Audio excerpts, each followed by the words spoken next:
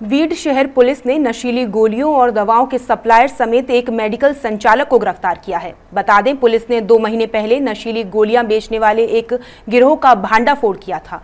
इस मामले में 4 लोगों को गिरफ्तार किया गया था। उनके पास से अल्फ्राजोलम की गोलियां और कोडीन सिरप के साथ लगभग 3.5 लाख रुपए जब्त किए गए थे। इस मामले में मादक पदार्थ विरोधी अधिनियम के तहत मामला दर्ज किया गया था। फिलहाल चारों आरोपी जेल में हैं। इस मामले की जांच के दौरान पुलिस को पता चला कि इस्लामपुरा बीड निवासी शेख फारूक शेख आरिफ ये गोलियां बेच रहा था।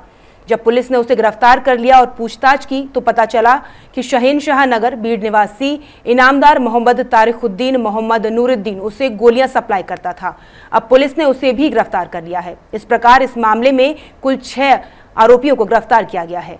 बीड शहरामध्ये कसं काही लोक ॲक्टिवेट होते की जे नशेच्या गोळ्यांची विक्री मेडिकलमधून करायचे आणि ते काही लोकांना मध्यस्थ वापरून ते काय बऱ्याचदा लहान मुलांपर्यंत पण त्या नशेच्या गोळ्या आणि औषधं कोडीन फॉस्फेट नावाचं एक औषध आहे, खोकल्याचं कंटेंट आहे त्याच्यामध्ये, ते नशे करण्यासाठी बऱ्याचदा वापरलं जातं आणि ते अत्यंत घातक आहे।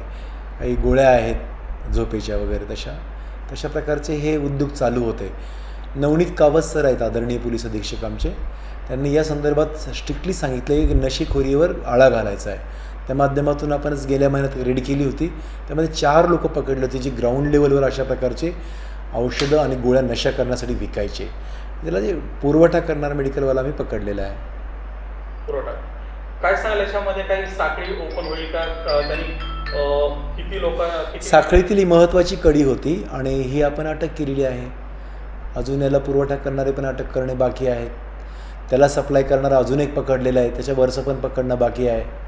तर ही लोक आपल्याला पूर्णपणे रेकॉर्डवर घ्यायचे जेणेकरून यांनी पुन्हा कमीत कमी आपल्या बीडमध्ये तरी पाठवू नये अशी नशेची औषधं वगैरे।